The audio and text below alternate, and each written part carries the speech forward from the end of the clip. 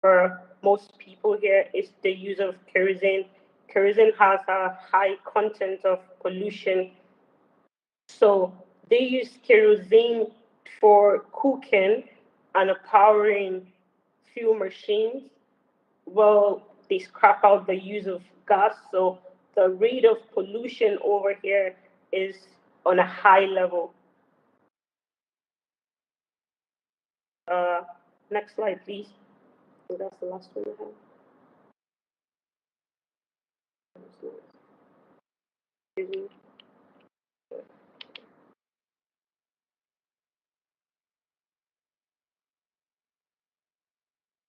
Sorry, I can't see.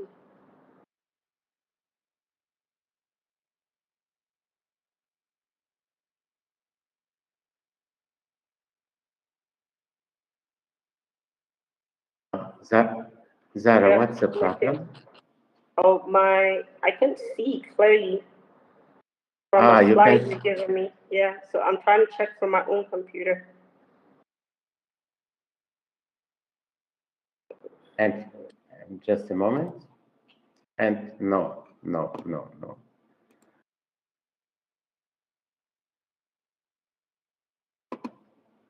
Okay, it's a very suggestive presentation. I already have some questions to you, Okay. but maybe after your speech then, yes? Better. Okay. Okay. Okay. Just fine. Can I keep on going? Okay. To finalize the whole breakdown, this pure microorganic fertilizer will still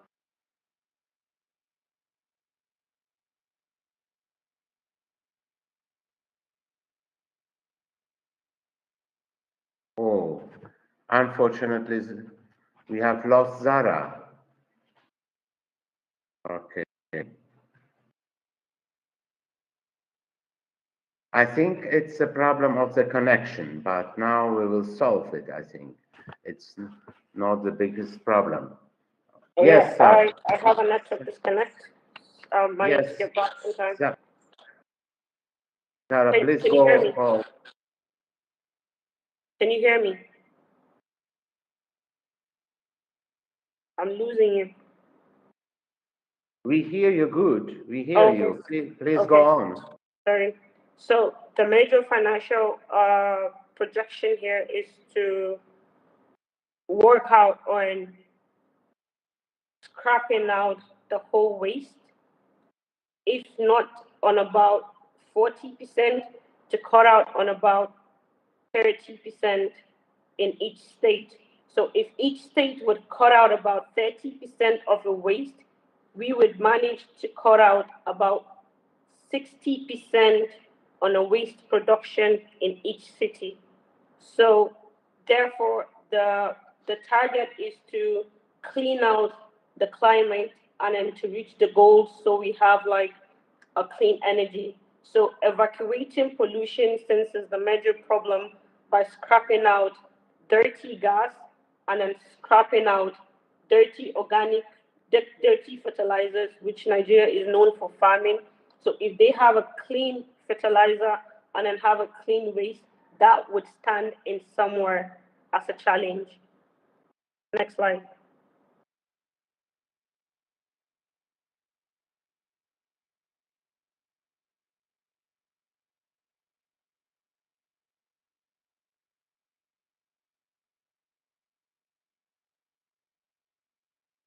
Next slide.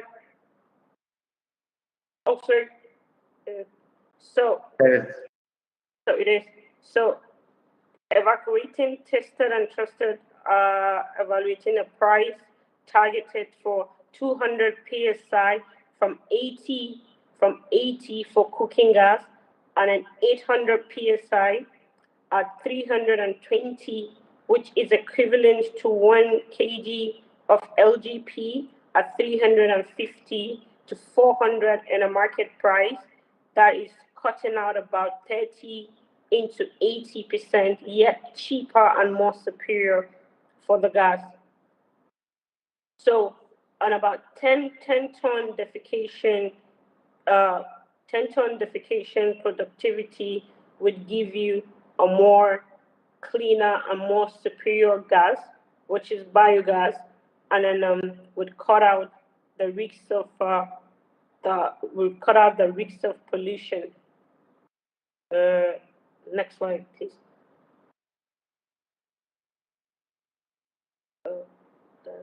Thank you. That's not Tim. So if you have any question, I am open to questions, and I believe I would answer more questions than. Yes, Zara, thank you very much. Okay. We will discuss this topic. It's a very interesting topic that has been developed in Germany, I think, many years ago, but now we have new technologies. We can connect all this. Thank you very much for your presentation. Now I invite Mr. Thomas Damani with his presentation. Thomas, are you here? Can you hear me? Yes, sir. I'm here. Very good, Thomas. Just a moment.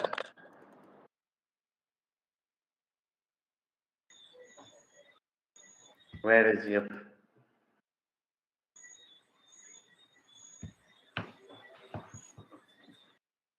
Okay, now we see your presentation and we are listening to you very attentive. All right, so thank you for having me. I'm Damani Thomas, the founder and CEO of Carbon Neutral Initiative. And this is a clean tech company founded in Jamaica that is created to tackle global environmental issues and help other countries reach their sustainable development goals through the creation of climate resilient technologies and implementation of circular economy strategies. Now, we create a number of solutions, but this is our energy security, our clean energy project. Next slide, please.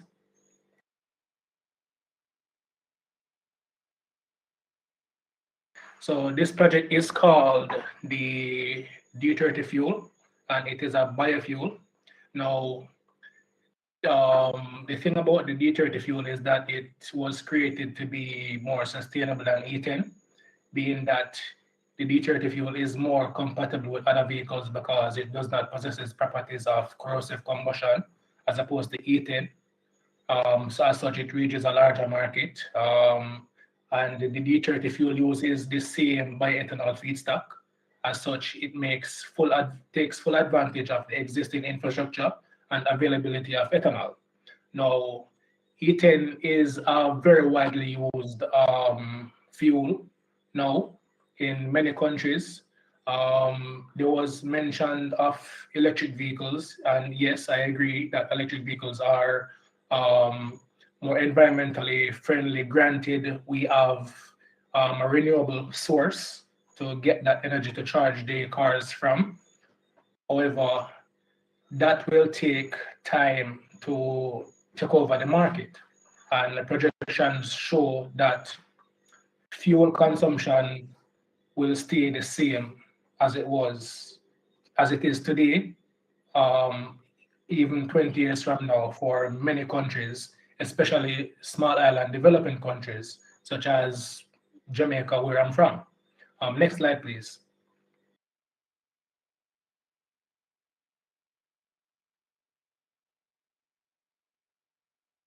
Now, as stated, many countries are highly dependent on fossil fuels. Over 85% of the world's energy comes from fossil fuel currently. Now, most government refineries operate at a loss, and some other refineries operate at very low profits. So ethane is very widely used, but it has many disadvantages. Now, ethane has a low energy output than raw petrol, which lowers your so it lowers your fuel economy by about 3%. So that means that it requires more refill because it has a low energy output. The carbon reduction of ethane is also relatively small, being that it's been around for so many years. It have a carbon reduction of about 5 to 7%, and as stated, is not compatible with many vehicles because of the corrosive nature of ethanol combustion. Now, it's because of that we created the D30 fuel. Now, the D30 fuel is a semi-synthetic biofuel designed to be more sustainable than ethane. Now, the D30 have a high energy output and uses more complex biofuels and less petrol, resulting in a more environmentally friendly and cost-effective transportation fuel that not only burns cleaner, but is cheaper to produce than ethane. Next slide, please.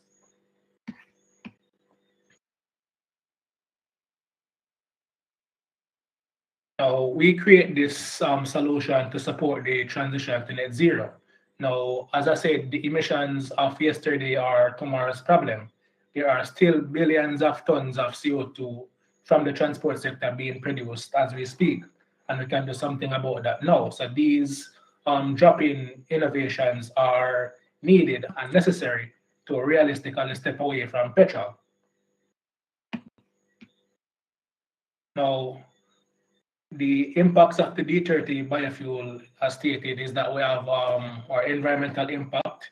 The D30 fuel reduces greenhouse gas by a minimum of 10 to 15%. That is about over more than 3 times what ethane does. As for its economic impact, it can lower energy budgets, and being that we use less petrol, we can step away from fossil fuel dependency.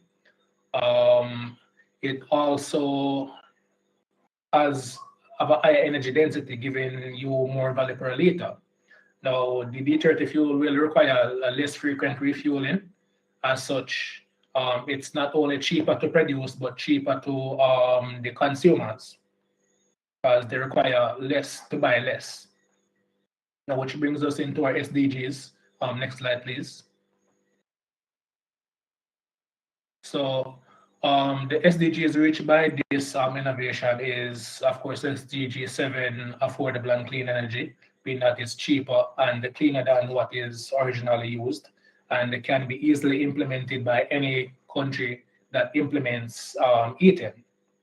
Another thing is decent work and economic growth. SDG 9, which is industry, innovation, and infrastructure, where in that we will be able to reuse our existing infrastructure, so we don't have additional costs as we try to lower our carbon footprint as much as possible, as quickly as possible. And of course, climate action. Next slide, please.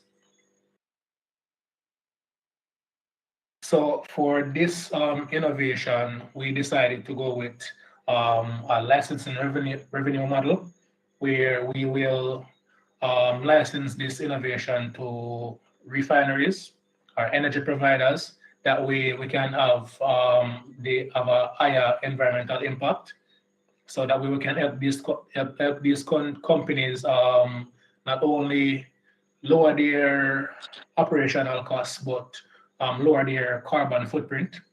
So that way we aim to provide these oil refineries with the solution in the form of a formula, and the solution will be implemented by our partners rather than us, because that would also mean that we would be generating our own carbon footprint by creating this fuel from our own refinery.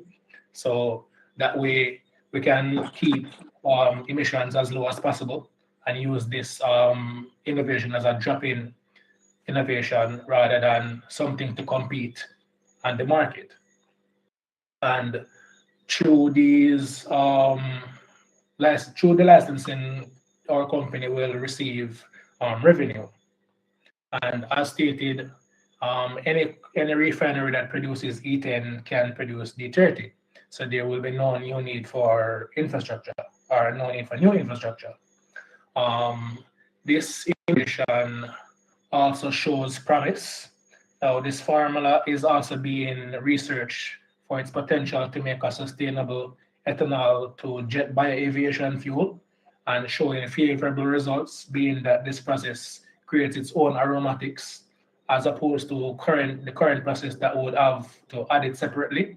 It also produces other valuable byproducts such as ketones and high alcohols, all while having a low oligomerization cost, and produce more aviation fuel faster, yet also take full advantage of the availability of ethanol. I think that's the end of the presentation.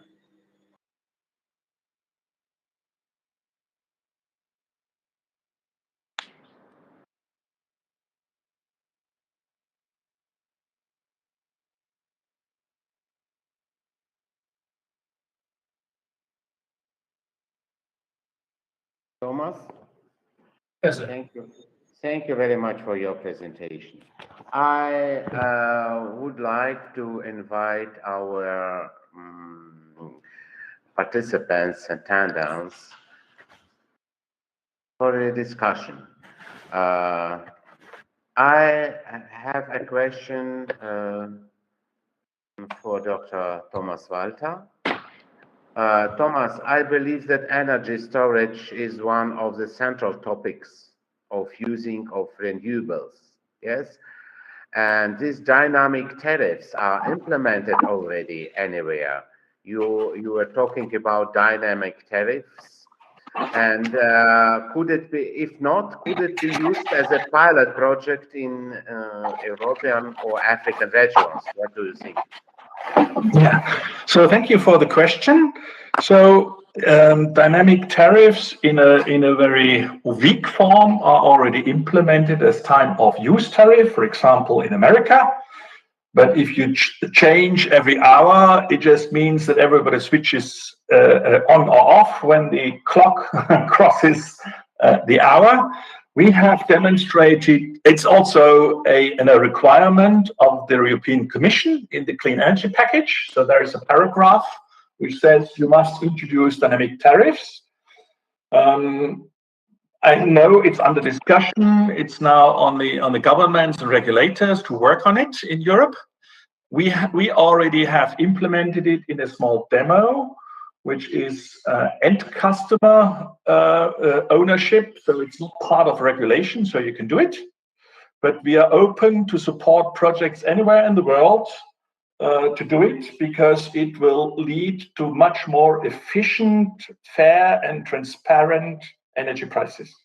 So it will reduce the cost of energy, it will reduce the footprint, and it will make energy for cheaper.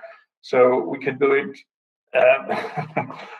We can support projects anywhere in the world, whoever wants to do that, if that is your question. Yes, thank you very much. And sorry, now a question to all our participants. Do you have some questions right now for Mr. Walter?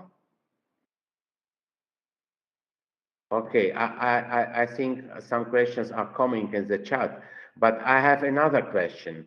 I think it's very interesting topic. In Germany, work is underway to replace diesel locomotives with environmentally friendly hydrogen trams, for example. And the first hydrogen tractor was manufactured in Niedersachsen, yes, in Lower Saxony, in Salzgitter. And it was used in practice in this region. And Deutsche Bahn intends to switch all running locomotives to clean energy in 15-20 years. The total annual energy consumption of the trains of Deutsche Bahn is 10 terawatt hour. For reference, 1 terawatt hour is equal to 1 million watts per hour. And Deutsche Bahn has already signed contracts for the supply of energy products from Europark. It's the state of Mecklenburg, Lower Pomerania. My question is, what is your opinion? Use of hydrogen, is it really a priority type of alternative energy now? Can we tell it? Can we see it that way? Igor, you addressed Thomas, and there are two Thomas on the panel. So whom do you mean? You, I mean you, because about hydrogen. Okay. Yes. Okay. So there is a very interesting research article which I'm happy to share with you, which basically says that hydrogen is a very useful thing, but it should not be used before 20 years, or roughly from now, because it replaces diesel, which is a good thing. But as of today, it would use renewable energy, which could be used for much more efficient decarbonization. So if you have the choice to use the output of your windmill to make hydrogen, or whether you use the output of your windmill to decarbonize heating, you should decarbonize heating because the climate effect will be 5 times as big. In 10 to 20 years, there will be much more windmills, much more PV. The other decarbonization will have been done. And then it makes sense to use hydrogen, but not today. And that is not something that came up in my mind, but that was a research by the European University Institute with a view on the available renewable energy generation in Europe. So we simply, if we take all the installation plans that we have from all countries all over Europe, there simply is not enough to serve all decarbonization purposes. So we should focus on what the Americans call bang for the buck, the effect per dollar. That's the analysis. Thank you very much. Thank you very much, Thomas. Okay, I see. Because we have very many requests and specialists and experts from all over the world who are dealing with hydrogen projects. And hydrogen project is one of the directions of work streams of our Energy Alliance. Yes, we are inviting all people who are interested in it. Yes. Okay, thank you. Thank you. And now I have a question to Zara. Zara, the idea about refining of black fertilizing, producing of biofertilizers seems to be very, very productive. Do you already have produced experimental batches, or in what stage is it? Is this project? Okay, actually, I've built a, let's say, prototype for about 600 liters of organic waste, and then it generated biogas and then biofertilizer as I speak to you currently. Okay, and you are talking about innovative bioenergy production refinery systems, yes? Is there some experimental equipment or not? Not yet.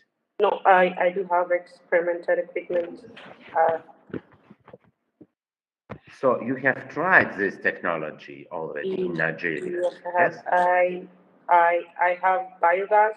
I have biogas as we speak, and then I have a sample of biofertilizer too, as I speak. Okay, very good. And how do you think in which sectors of economy biogas could be used in Nigeria? What would be your opinion? Okay. Currently in Nigeria, the market of LGP gas is stopping the market, but yet killing most people. So, if I should say, an average Nigerian would understand the value of natural gas, which is times 10 more superior than the LGP gas they are used to. So, I believe the target of natural gas would be cheaper and far way superior than the gas they are using now. So, it's on a scale of 1 to 100, like Africans or let's say Nigerians will accept it on a 70%. Oh, okay, and where such productions can be located? Where? In the cities or not? Oh, Or near. my main target should start from at least the capital city, then penetrating to the western and then the northern region, that is where most defecation is. Okay, okay. Dear Thomas Walter, I have a little question concerning this theme of biogas. It's a biogas, very actual topic in Germany. Yes, isn't it or not? Because so waste to biogas. 20 years ago, I contacted many companies who implemented this here in Bavaria, for example. Yes, waste to biogas standard process that is implemented in many places. I would not say only in Germany, but all over Europe, because there are many ways to use the energy. For example, there are some who extract heat from this waste in order to pump it with heat pumps into heatings, and also using biogas from such waste is a standard process. So I don't think you have to invent a lot. There are many technologies that have been used for 10, 20, 30 years. But I'm not an expert in this, I must admit. I'm an electrical engineer, sorry. Absolutely, yes. But Zara, are you here? I would like to ask you about the equipment. What is it? Zara? No. She's disappeared.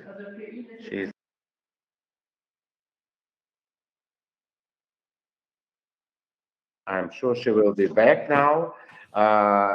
Dear Thomas Damani, are you here?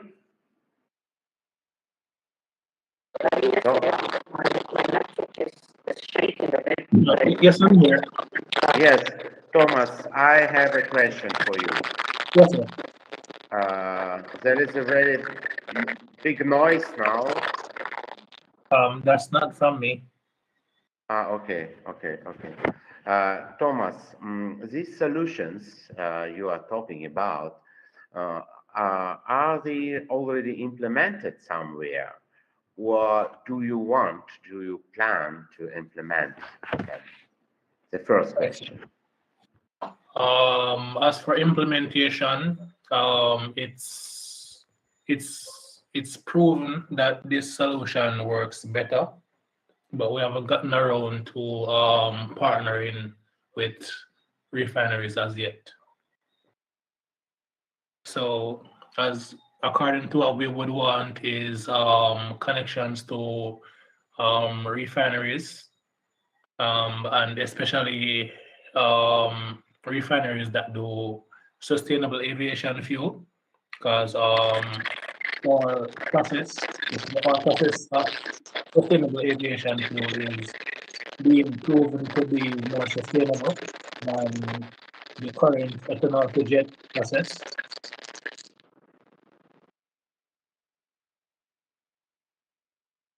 Can you hear me? Yes, we can hear you.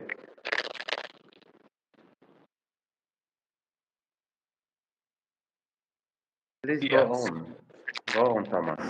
I would like to be connected to fuel refiners.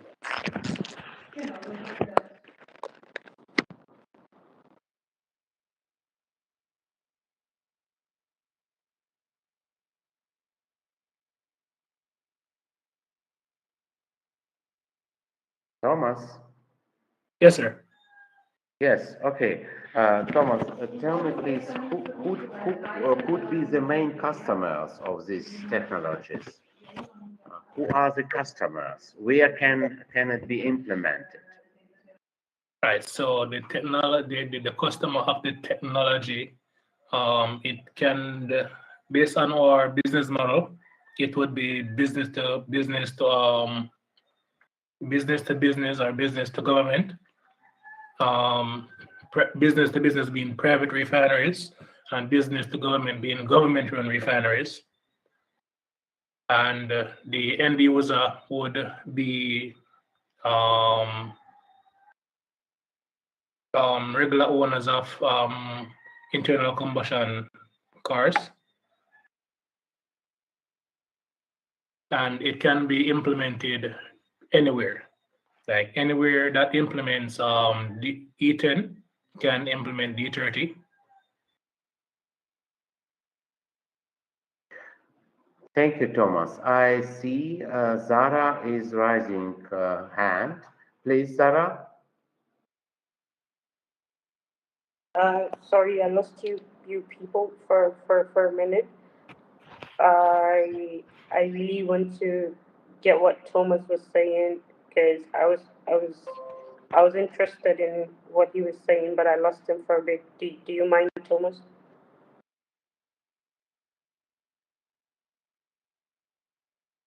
Thomas, would you please, Zara, do you want Thomas to repeat it or what? I would appreciate it. Yeah, Okay. From where did I lose you? I think from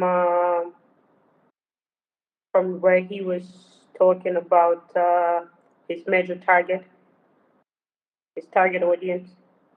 Yeah, so yeah, my target audience would be business to business, being private refineries, and business to government, being government-run refineries, and the end user would be basically any car owner.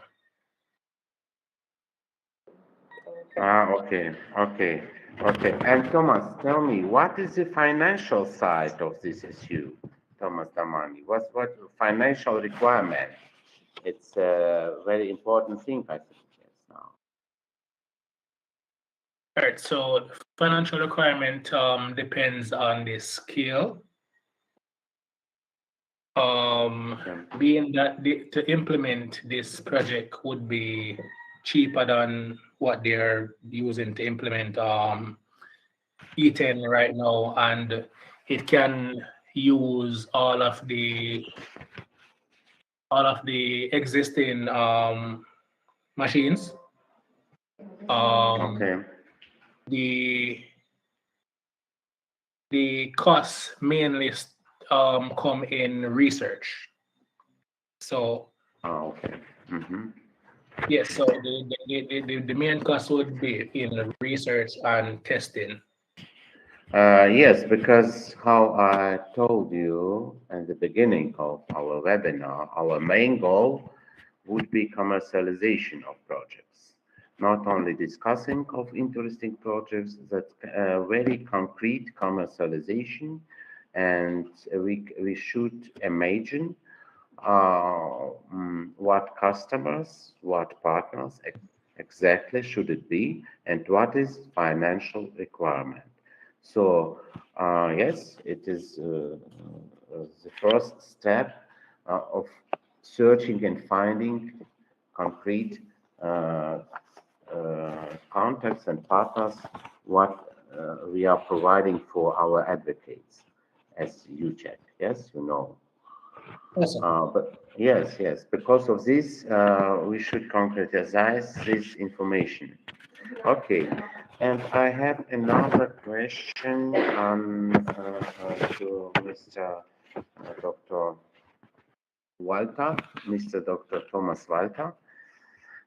Thomas, do you hear me now? Can you hear me? Sure. I just don't want to take up all the bandwidth. Yes. So can I be of help? Yes, Thomas, I would like to ask you, have you understood in the right way that during the production of synthetic fuels, we really have significant losses? Yes, very significant losses. Yes. And it is one of the biggest problems now. Yes. And the second question in connection with this, the storage of energy now, we are seeing that this is a very big problem by using of renewables. Yes, yes, the storage and this rational consumption. Yes. Could you Yes. tell us several words about this topic? Sure. So basically, when you have a normal combustion engine car, from the chemical energy you put into the tank, less than 40% it actually is used to move the car, and 60% is going into heat and it's cooled. This is why a car has a cooler. Now, similar thing happens with electrolyzers. When you convert electricity to hydrogen, I understand 50% goes into hydrogen and 50% goes into heat. So if you do this, for example, on the North Sea, where you have the windmill, there is no use for the heat. So it's really waste, right?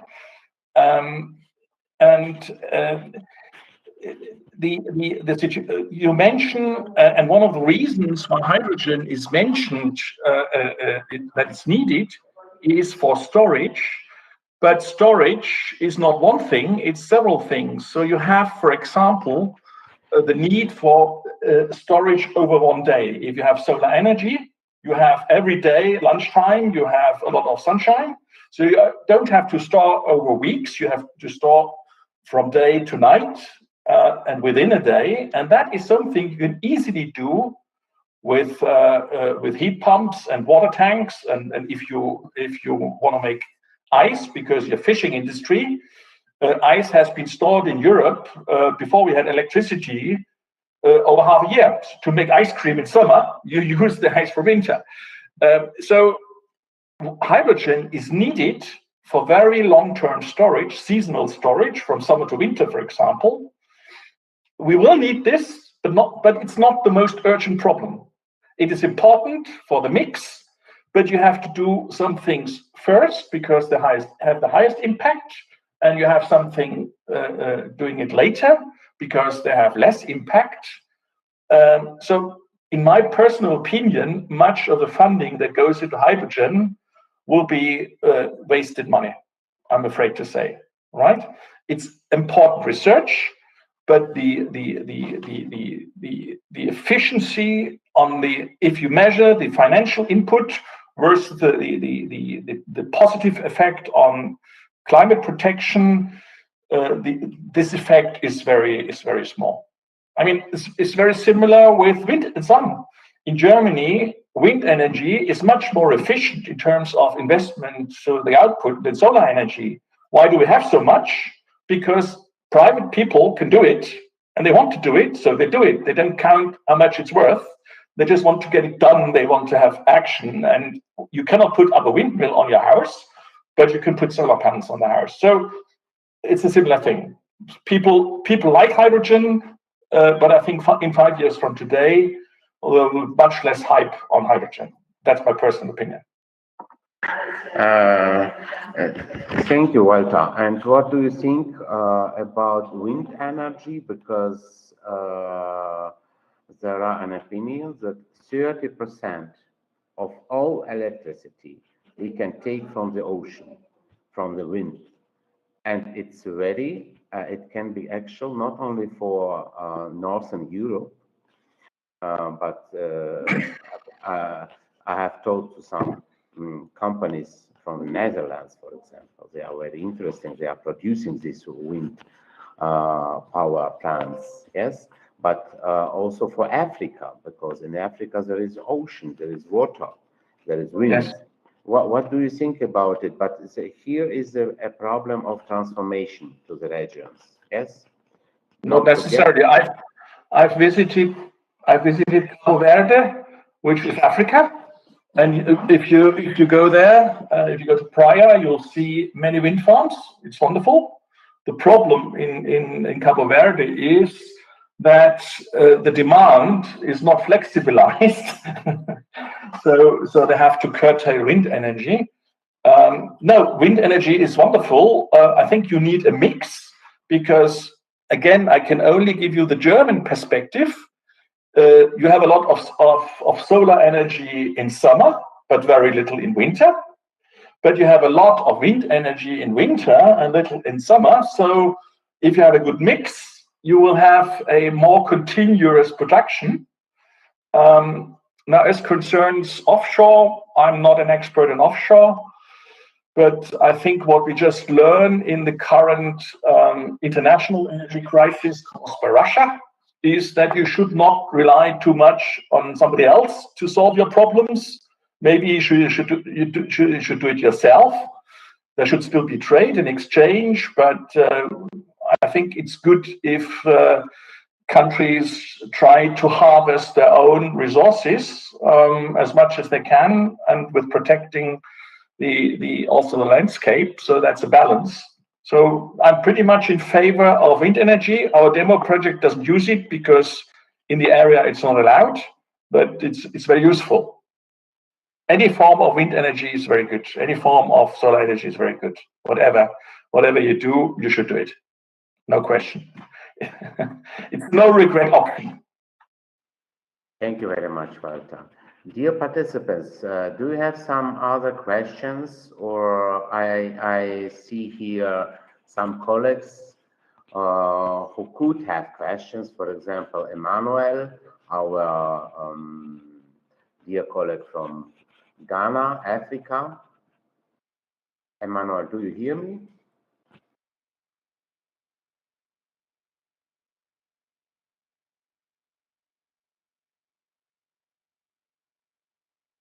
Or Patience? Patience, do you hear me? No. Okay. Zara? Zara, I have, yes, Zara, okay. Okay.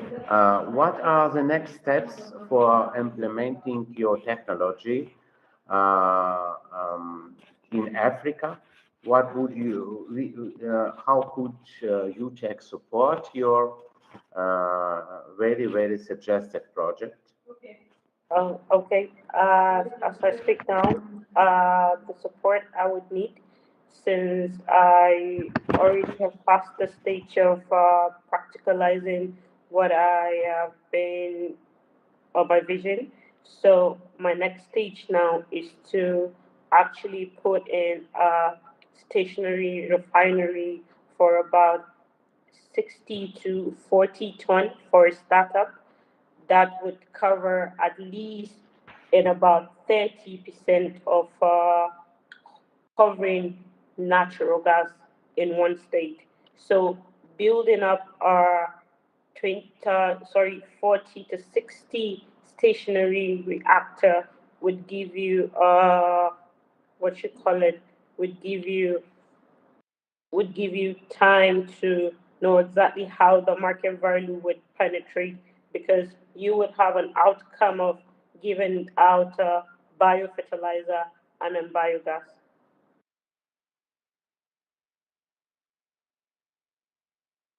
Okay, okay. And tell me, please, how can European companies who are producing this equipment or could these contracts be useful for you?